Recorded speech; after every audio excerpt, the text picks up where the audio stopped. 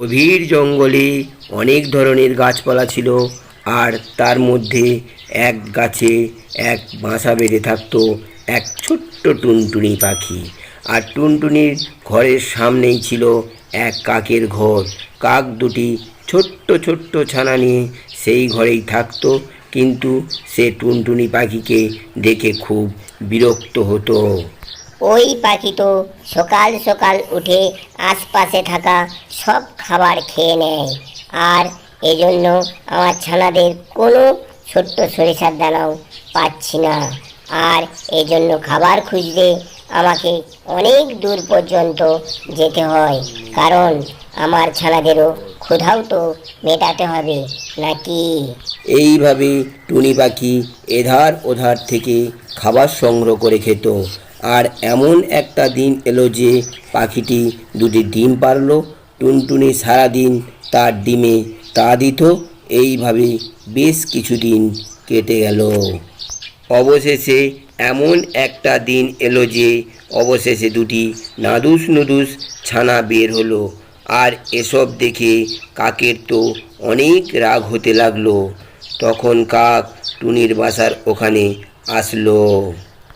আরে টুনি বোন, তোমাকে অনেক অনেক শুভেচ্ছা।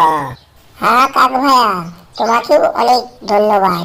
তুমি এটা বলো যে এতদিন পর আমার বাসায় কি মনে করে এলে? না, তেমন কোনো ব্যাপার না। আমি তোমার ছানাগুলিদের দেখার জন্যে এলাম আর কি। তোমার ছানাগুলি তো খুব দেখতে সুন্দর হয়েছে টুনি পাখি। যখন তুমি তোমার ছানাদের জন্য খাবার আনতে যাবে, তখন তুমি তোমার ছানাদের একা ছেড়ে যেও না। তুমি আমাকে বলে যেও, আমি তোমার ছানাদের খুব ভালোভাবে দেখাশোনা করে রাখবো। কাক ভাইয়া, তোমাকে অনেক অনেক ধন্যবাদ। তুমি আমাকে যেমনটা বললে আমি তেমনটা করবো। টুনির কথা শুনে কাক তার বাসায় চলে গেল। এবার দেখবি টুনি পাখি, এবার তোর মজা দেখাবো।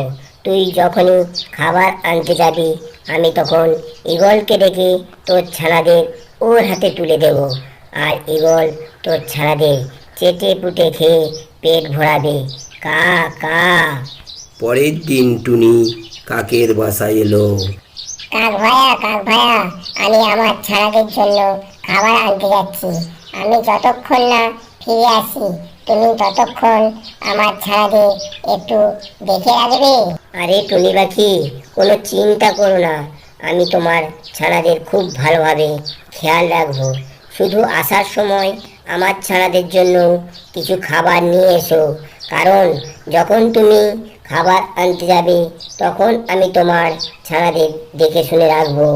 আর এই কারণে আমি আমার ছানাদের খাবারের সন্ধানে যেতে পারবো না। তখন তো আমার ছানারাও ক্ষুধার্ত থাকবে। আর এজন্য তুমি আমার ছানাদের জন্য কিছু খাবার নিয়ে এসো কিন্তু। কাক ভাইয়া, তুমি নিশ্চিন্তে থাকো, আমি তোমার ছানাদের জন্য খাবার নিয়ে আসবো। এই বলে টুনি পাখি তার আর কাকের ছানাদের জন্য খাবারের সন্ধানে বের হলো। তোমরা এখানেই থাকো, আমি ঈগলকে ডেকে নিয়ে আসবো, আর তার হাতে টুনির বাচ্চাগুলি তুলে দেব। কাক ঈগলকে খোঁজার জন্য রওনা দিল। না, জানি না ঈগলকে আমি কোথায় পাবো। আর এইভাবে যদি আমি উঠতে উঠতে ঈগলকে খুঁজতে থাকি, তাহলে তো সন্ধ্যা হয়ে যাবে, আর ততক্ষণে টুনি পাখি ঘরে ফিরে আসবে। এক কাজ করি, সামনে যে পেঁচা বসে আছে ওর কাছে যাই আর জিজ্ঞাসা করি আমি ঈগলকে কোথায় পাবো। কাক পেঁচার কাছে আসলো আর বলল, পেঁচা ভাই, পেঁচা ভাই, তুমি কি বলতে পারো এই সময় আমি ঈগলকে কোথায় পাবো? ঈগল কোথায় আছে সেটা তুমি জেনে কি করবে?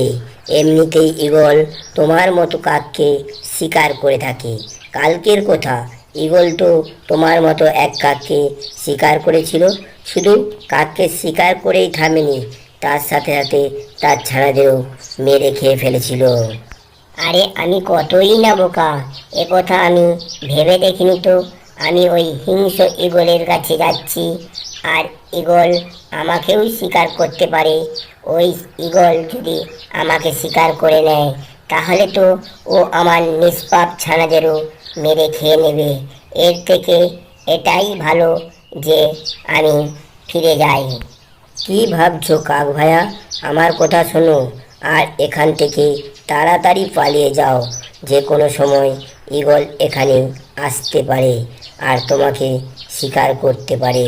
তখন কাক প্রাণ ভয়ে তার ঘরের দিকে রওনা দিল।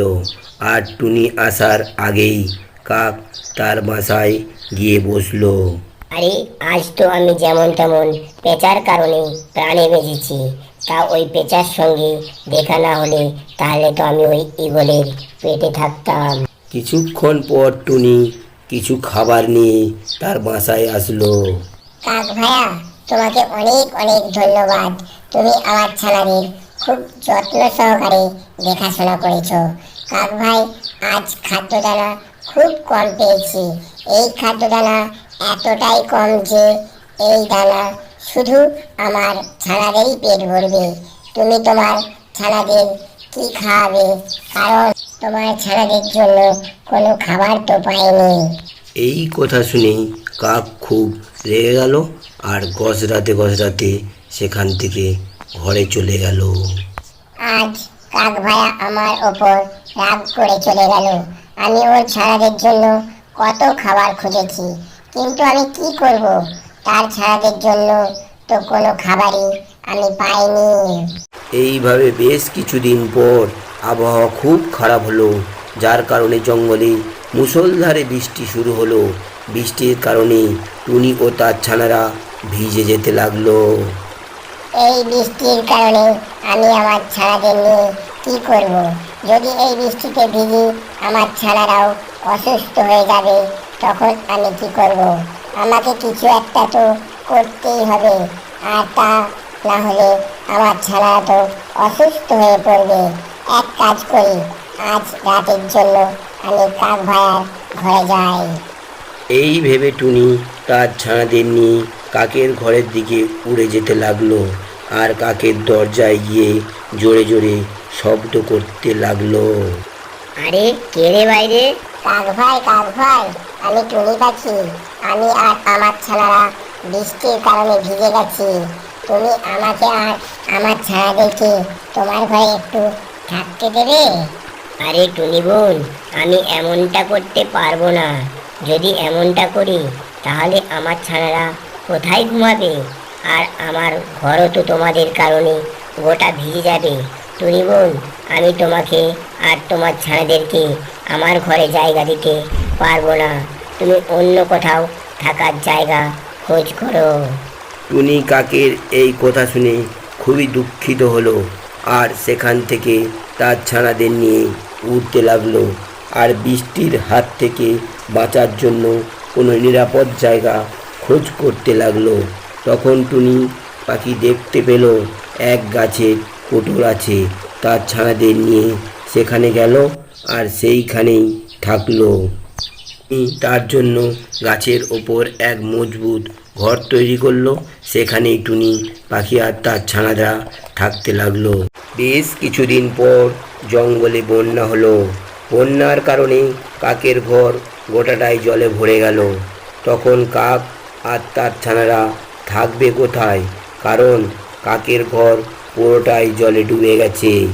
এই অবস্থায় কাক খুব বিরক্ত বোধ করলো। আমি কি করব? আমার ঘর তো বন্যার কারণে জলের তলায় ডুবে গেছে। এখন আমি কোথায় গিয়ে থাকবো? এক কাজ করি, টুনি পাখির বাসা তো পাশেই গাছের ওপরে, ওখানে বন্যার জল ওঠেনি। আমি সেইখানেই যাই। আজ রাতে আমি সেখানেই গিয়ে থাকি, আর তা না হলে আমার ছানারা অসুস্থ হয়ে যাবে। কাক তার ছানাদের নিয়ে টুনি পাখির ঘরের সামনে আসলো আর তার দরজায় জোরে জোরে কড়া নাড়তে লাগলো। এ বাইরে, টুনি বোন, টুনি বোন, আমি তোমার কাক ভাই। আমার ঘর বন্যার কারণে গোটা ডুবে গেছে। তুমি আজ রাতে আমাকে আর আমার ছানাদেরকে তোমার ঘরে থাকতে দেবে? ঠিক আছে কাক ভাইয়া, আজ রাতে তুমি আমার এখানে থাকতে পারো। তখন টুনি কাক আর তার ছানাদের ঘরে ডাকলো। কাকের সেই দিনের কথা মনে পড়তে লাগলো, যখন টুনি পাখি তার ছানাদের নিয়ে তার ঘরে এসেছিল, কিন্তু সে তাদের ঘরে জায়গা দেয়নি। তখন সে খুবই লজ্জিত হলো আর বলল, টুনি বোন, আমি তোমার সাথে খুবই খারাপ ব্যবহার করেছি। তুমি তো একদিন আমার ঘরে থাকতে গিয়েছিলে, কিন্তু আমি তোমাকে আমার ঘরে থাকতে দেইনি। আর আজ দেখো, যখন আমি তোমার ঘরে থাকতে চাইছিলাম, ঠিক তখন এই বিপদে তুমি আমাকে থাকার সাহায্য করলে। টুনি, আমি তোমার কাছে ক্ষমা চাইছি। আমি তোমার এই উপকারের কথা জীবনে কোনোদিন ভুলবো না। ব্যাস, তুমি শুধু আমাকে ক্ষমা করে দাও। ঠিক আছে কাক ভাইয়া, আর অত বলতে হবে না, তোমাকে আমি ক্ষমা করে দিলাম। তো বন্ধুরা, এই রকম মজার মজার কার্টুন ভিডিও দেখার জন্য চ্যানেলটিকে সাবস্ক্রাইব করুন। আর হ্যাঁ, এখনো পর্যন্ত যারা চ্যানেলটিকে সাবস্ক্রাইব করেননি, তারা চ্যানেলটিকে সাবস্ক্রাইব করে পাশে থাকা বেল আইকনটি অন করে দিন। আর হ্যাঁ, একটি লাইক দিতে ভুল করিবেন না। একটি লাইক উৎসাহিত করে পরের ভিডিওটি বানানোর জন্য।